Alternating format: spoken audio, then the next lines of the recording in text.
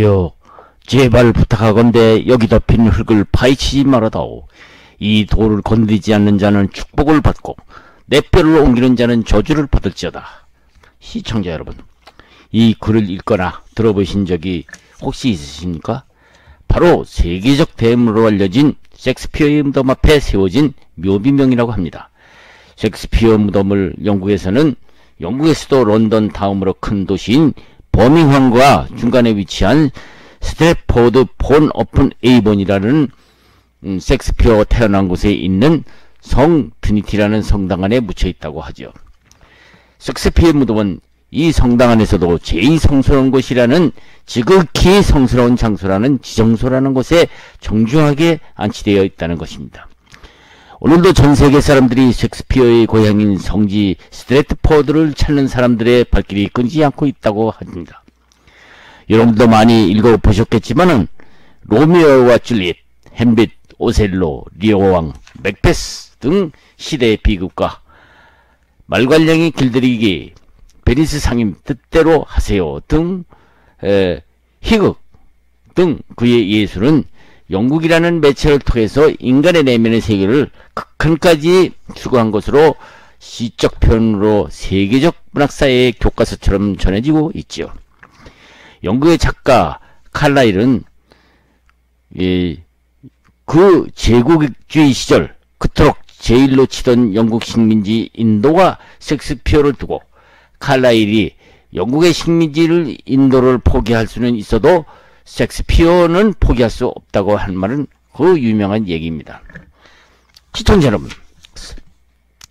셰익스피어 말고도 또 여러분도 너무나 잘 아시는 독일의 게테는 어떻습니까? 창문을 열어달라, 빛이 더 들어오게 하라, 더 빛을. 독일의 대문호 게테가 남겼다는 이 유언을 들어보셨겠죠. 게테는 여러분도 잘 아시는 1917년 러시아 혁명 이후 1918년 황제가 주도하는 독일 제국이 무너지고 민주주의가 태동한 와이마르, 영어로는 와이마르라는 곳에 있는 바이마르 궁전 묘지가 있는데요. 이것은 영국 셰익스피어 무덤과는 달리 게테의 무덤을 보려면은 입장료도 내야 되는데요. 사진 촬영이 절대 금지되어 있는 것이 특징이죠. 독일 태생의 또 하나의 세계적 문화가 잠들어 있는 이 궁전묘지 이름은 우리말로는 아담한 집이라고 명명되어 있다고 합니다. 그렇습니다. 바이마르 하면은 민주주의 성지로 알려져 있지만 그보다도 세계 사람들은 이 보잘것없는 작은 도시이지만 세계적 대문호 게테가 살아생전에 쓴 젊은 베르테르의 슬픔, 빌헤름 마이스터의 수업시대, 빌레름 마이스터의 편력시대, 파우스트 등을 썼던 곳이기도 하고 그가 묻힌 장소라는 것을 세계 사람들은 오늘도 그의 묘를 찾는 발길이 끊이지 않고 있다고 하죠. 시청자 여러분, 영국이나 독일의 대문호가 정치적으로는 세계 식민지 쟁탈전으로 혼돈된 시기에 대문호였지만 우리나라는 어땠습니까? 일제 36년간 일본 식민지 하에서 살아남기 위해서 발버둥 치던 시절 그들의 눈치를 보며 우리 예술 혼을 키워나가지 않았습니까? 독립군들은 총칼을 들고 그들과 싸웠지만 많은 지식인들은 문학으로서 일제의 우리 강점기의 부당함을 호소했었죠. 그렇습니다. 우리 문학은 일제의 철저한 감시와 통제, 탄압 속에서 우리 문인들은 선택을 마음대로 할 수 없었던 것이죠. 처음에는 근대 문물의 영향을 받아서 일제 식민지가 되기 이전까지의 함론학이나 새로운 시와 소설을 쓰기 시작했지만은 일제 하에서는 쓰던 글을 꺾어버리고 절필하느냐 아니면은 일제의 탄압과 통제를 받아가면서 우리 글을 그대로 살려나가느냐의 선택기로 해서 절필 아니면은 일제의 탄압과 검열을 피해가자니 그들과 타협해서 글을 쓸 수밖에 없었던 시절이었죠. 어쨌든 그 유명하였다는 오늘날 친일파라는 명예를 벗어날 수 없었던 이광수, 최남선 등인 일제강점기 무정, 소년에 비해 방황, 어린 배색의 거룩한 죽음, 유정, 허생전, 재생, 마이태자, 단종회사, 이순신, 흑, 여자일생 등 친일파냐 아니냐는 수많은 의혹을 남기고 한국 문학에 큰 족적을 남긴 이광수. 그는 유교 사변 중인 1950년 10월 25일 58세 나이로 중국 길림성과 마주 보이는 평안북도 만포고개 문턱에서 유교 이전부터 앓고 지내던 폐병을 앓고 공산당원들에게 납치되어서 가던 중 각혈해서 운명했다는데, 전쟁 중이라 임시로 만포진 고개에 임시 매장되었다가 평양 대성상 용궁동 묘지라는 곳에 묻혀 북한 당국에 현재까지 관리하고 있다는 것입니다. 그런데 섹스피어나 게이트에 못지않은 우리 문학의 거두라 평가받는 문효도의 김농리 자유부인 등으로 유명한 정비석, 독짓는 늙은이의 작가 황순원, 김약국의 딸들의 작가 박경리, 메밀꽃 필 무렵의 이효석 선생들은 어디에 묻혀있는지조차도 우리 국민들은 모르고 지나고 있죠. 현대문학의 대표적 인물인 김동희 선생의 묘를 예를 들자면은, 그는 경기도 광주시 오포부 신현리에 있는데요. 필자도 가보지는 못했지만은 한국일보가 취재한 그 당시에 묘 탐방기에 의하면은 그분의 산소는 쓸쓸히 방치되고 있다면서 묘 입구에 녹슬은 철문과 굳게 잠겨 있고 김동리 선생의 묘지를 알리는 표지석에는 플라스틱 물통만 나둥글고 있었다고 보도되고 있습니다. 미국에 있는 유족들의 묘지를 돌보고는 있지만 너무 멀리 떨어져서 살기 때문에 돌볼 기회가 적었을 뿐만 아니라 독지가나 국가나 지방자치단체로부터 문화재 지정을 받지 못했기 때문에 더욱 잠초만 우거져 있었다는 것입니다. 심지어는 김동희 선생이 이곳 광주 오포부에 묻혀있는지조차도 인근 마을 주민들도 전혀 모르고 있었다는 것이죠. 그렇습니다. 일제 36년 동안 나라를 일제에 빼앗겨서 우리말과 어리글조차도 마음대로 쓸 수 없었던 탄압되던 시절 문학으로서와 이 나라 정신문화를 끝까지 지키려 했다가 해방 후 친파라는 딱지를 떼지 못했던 춘원 이광수나 해방 후 6.25 정치적 혼란기에도 꿋꿋이 우리의 정신문화를 우리 몸에 배우게 한 현대 문학인들을 우리 국민들은 먹고 살기에 바쁜 탓인지 무관심으로 일관하고 있는 편이라고 하겠죠. 그렇습니다.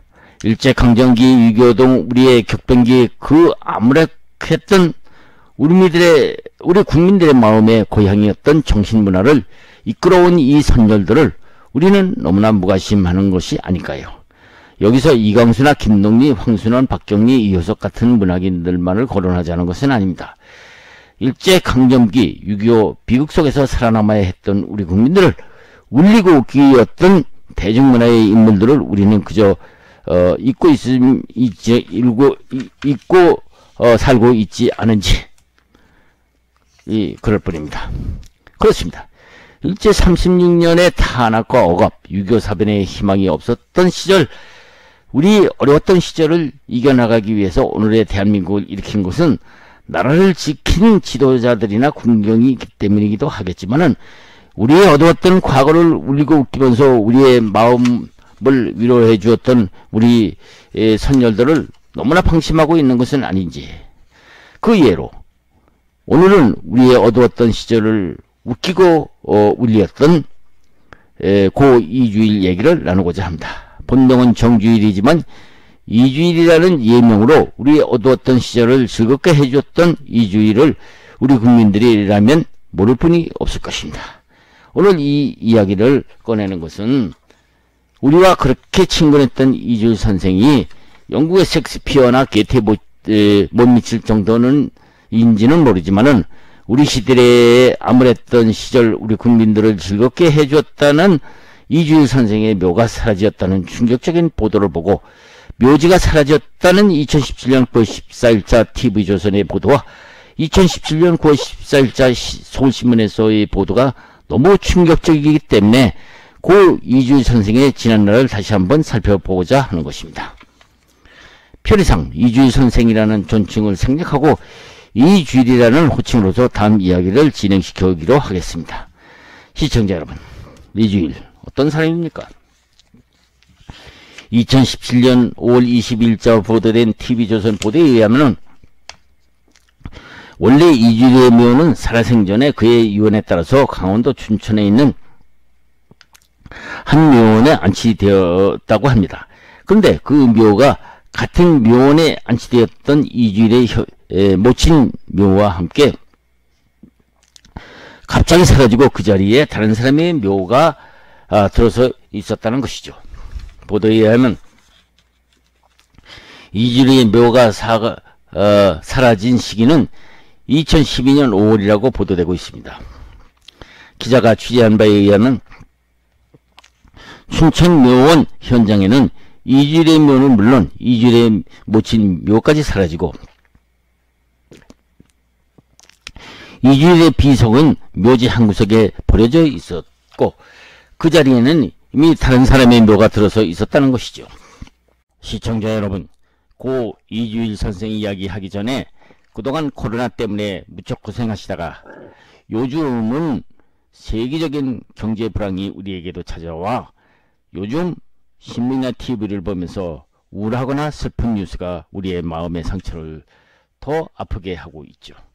이런 때일수록 우리는 이 위기를 이겨나가야 하겠죠.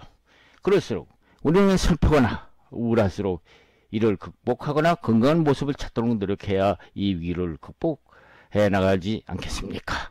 웃음같이 좋은 보약이 없다고 하죠.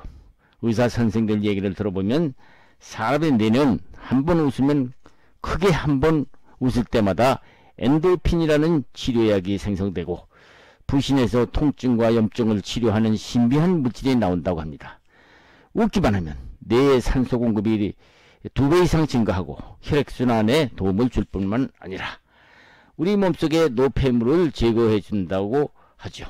특히 그 예로 요즘 통계상으로 보면 여성들이 남성들보다 오래 산다는 통계가 나와 있다고 하는데요.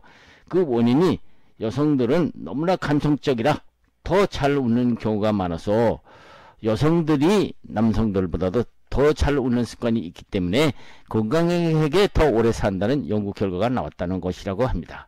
자, 여러분, 요즘 코로나로 물가가 오르기 때문에 어렵지만 우울할 때면 웃으세요. 그렇게 되면 좋은 인상과 좋은 얼굴을 갖게 된다고 하죠. 시청자 여러분, 우울한 마음을 극복하고 싶으면 억지로라도 웃어야 한다고 합니다. 억지로 어떻게 웃느냐고요?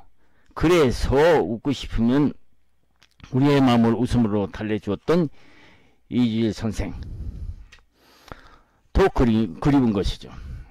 다만 이주일 선생은 공인이기 때문에 그나마 살아생전에 어느 방송인지 모르지만 VHS로 녹음되었던 테이프가 있어서 여러분들에게 틀어드리고자 합니다. 시청자 여러분, 이주일 선생의 코미디 동영상을 감상하면서 건강하고 싶으시다면 웃으세요. 우울하시다면 일단 웃으세요. 그리고 사랑하고 싶으시다면 또 웃으세요. 다음은 살해생전의 이주일 선생의 코미디입니다.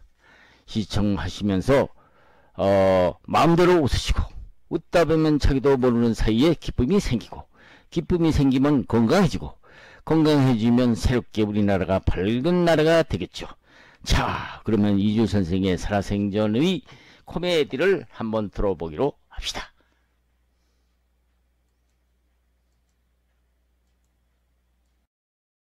하면은 그 여자한테 하여튼 잘 집으로 데려가요. 지금은 그 참 이제 또 잘 달고 가냐. 가끔 데려가잖아. 데려가가지고서는 저희 여보, 야, 저희 언니가 인사해라. 그런 적도 있었어. 그 얘기 한번 해봐. 여자를 이제 하나 이제 데리고 누가? 이제 우리 예. 이주일 선배님이 이제 여관에 가야 되는데 창피하잖아요. 그래서 이제 모자를 탁 둘러 쓰고 마스크 하고 안경 진한 거 쓰고 그리고 방 하나 주세요. 조그맣게. 그러니까 그 주인이 여기 이주일 씨 방 들여라. 그런 적은 한 번 있습니다. 다 만드는 거야. 이거는 저기 만든 얘기고 괜히. 당신 고생했어 그러고 해장국 끓여주고 그러신다고. 그냥 이제 늘. 그때 그렇게 한번 그런 일이 있고는 뭐 그런 일이 없는 사람이니까 저를 믿고 벌써 두 번 실수하겠어요. 그러니까 나이 들면서부터는 이제 고생증이 들었은 거예요. 점점 꼼짝 못 하겠어요. 전원주 씨. 예, 오늘 아침에도 좀 심한 얘기 하는데 그냥 소리 지르고 그냥. 아니, 뭐 때문에요? 참. 오늘 우리 김장했거든요. 아이고, 아침부터는 바쁘시죠. 예, 바빠서 김장하는데 물 데우라고 나한테 얘기했대요. 그래서 이제 물 데우면서 물이 너무 끓어갖고, 네. 그래서 그걸 그렇게 끓이지 않고 그냥 보통만 데우라는데 좀 끓은 모예요. 네. 무슨 장작이 많다고 그렇게 장작을 그렇게 떼가지고 물 넘치면 그거 좀 식혀서 쓰면 될 거 아니야. 했더니 그렇죠. 무슨 말을 이렇게 말아야 당신이 그런 말도 못하고 살아 내가. 기가 막혀서 아이고 참. 그리고 김장을 지 혼자 먹나? 지가 물론 담그고 나가 좀 도와줬지만 그 온 가족이 같이 먹으려고 담그는 건데. 그럼. 내년부터 내가 김장 하나 두고 봐. 아이고 안 하면 간다 무슨 내가. 그리고 나왔다니까 지금. 그렇겠네요. 예. 우리는 강원도식으로 하거든요. 아, 강원도식으로 하니까 동태가 시원하고. 들어갑니다. 동태. 동태. 동태를 약간 꾸덕꾸덕 말려가지고 그걸 많이 엽니다. 그럼 시원하죠. 그렇죠. 그리고 우리는 배추 큰 걸 그치. 전혀 안 담아요. 배추가 적어야 됩니다. 네. 적은데 이 배추가 너무 알이 꽉 차면 맛이 없는 거예요. 그렇지. 숭숭숭 이렇게. 그 이제 속이 많이 들어. 네. 그래가지고 겉이파를 많이 띄어내잖아요. 네. 우린 겉이파를 많이 먹어요. 어. 배추는 속보담도 푸릇푸릇한 게 이게 맛있는 거예요. 어. 이게. 그래서 꼭 땅에다 묻어야 돼요. 묻어가지고 이게 이 공기, 차고 더운 걸 이걸 조정을 잘해 김치 맛이 나는 거예요. 그럼요. 그래서 김치를 꼭 추운 겨울에 담아라. 이유가 있는 겁니다. 김치 담아가지고 묻어놨는데 덥기 시작하잖아요. 예. 그러면 그날 김치 금년 망하는 거지. 망하는 거예요. 담아서부터 추워야 돼요. 예. 깡깡 얼어야 돼요. 오늘은 떨 정도로 해야 그렇지. 그 해 김치는 기가 막혀요. 그러니까 이번에 우리가 적시에 김치를 한 거야. 딱 김치 하는 날부터 죽기 시작하는 거야. 그러니까 우리 집사람이 젓갈 종류도 여러 가지 씁니다. 예. 그리고 채도 요즘 채를 갈아 쓰잖아요. 예. 우리 집은 청 씁니다. 그 차이가 엄청난 거예요. 정말- 그게 바로 손맛이라는 거예요. 예. 그러니까 우리 집사람이 김치 담고 나면 일주일 누우실 때. 입원이에요. 예. 그 입원비하고 김치값하고 비슷해요. 한석규 주문하시. 이건 무슨 프로입니까 이 프로가? 김치. 김치. 난 요리 프로예요. 아니 오늘의 요리인 줄 알았어. 혼나고 나왔잖아요. 그럼 저녁에 들어갈 때 그냥 안 들어가요. 그럼. 내가 또 뭐 사가지고 와서 또. 잘못했어. 그럼 또 노민네가 왜 그래요? 아이고, 아주 집에 안 들어올 것처럼 나가더니 아주 기어 들어왔네. 아, 여보, 나이 먹어가면서 뭘 그래요? 나요, 나. 아이고, 참. 난 손님하고 잘래요. 아야지. 일로 와. 이런 맛에 사는 거야. 그렇지. 몸살 나시. 몸살 난단 말이야. 그럼 이렇게 나서 이제 약간 잠을 자면서 그런단 말이야. 잠을 자면서 잠꼬대로 한단 말이야. 그때 싹 일어나서 그냥 자는 척하지 말고 일어나가지고 에휴 쑥 주무르면서 에휴 당신 참 김치 하나는 정말 잘 담고 참깨 든든다니까. 그러면서 그 쌓였던 게 싹 풀어져. 그럼 아침에 발딱 일어나. 그 한마디에. 발딱 일어나가지고 무슨 김치랑 여보 요거는 저 어저께 했던 김치 뭐 소각인데 요거 가지고 뭐 여보 뭐 이렇게 된다니까. 여자가 단순하거든. 내년에는 여자는 단순해야 되니까. 에이, 또 그렇게 맛있죠. 그럼 끝이야. 네. 그다음 마늘 약간만 다져주면 하여튼 이번에 이 글쎄 김장이야. 오늘은 김장이야. 다른 거. 글쎄 나 이거 물 잠깐 먹어줘서. 왜냐면 아까 오면서 우리 집사람들 하도 혼나가고 진정제를 너무 많이 먹어서 입이 타갔거든. 근데 진짜 이주리 씨가 얘기한 거 정말 농담 아니에요. 손님들이 그렇게 가도요. 또 앞치마가 있어요. 앞치마 있고 부엌에 들어가는 거 무슨 장화 같은 거 있어요. 이렇게 신고 음식하는 거 보면 기가 막혀요. 술안주도 기가 막혀요. 예. 저 춤이 넘어간다니까요, 나는 지금. 그리고 요즘 그렇게 돈 지를 음식이 없어요. 행복이 이루어진다고 생각합니다. 난 내 마음을 항상 그렇게 갖고 있습니다. 우리 집사람이 옛날에 고생했으니까 잘해줘야지. 그런 건 아니고 항상 남자가 여자 밑에서 생활하는 마음으로 돕고 이해해주고 그러면 그 가정이 행복해지고 가정이 행복해지고 웃음이 있는 가정은 나와서 사회생활도 편안하게 진다고 생각합니다. 근데 집에서 짜증나면 밖에 나와서도 원만한 생활을 할 수가 없죠. 나아가서 크게 생각하면 나라가 건강한 나라가 될 수 있다. 우리는 다 모두가 여자를 사랑하고 부인을 아끼는 레디 퍼스트 정신을 갖는 우리가 되주기를 저는 정말 바랍니다.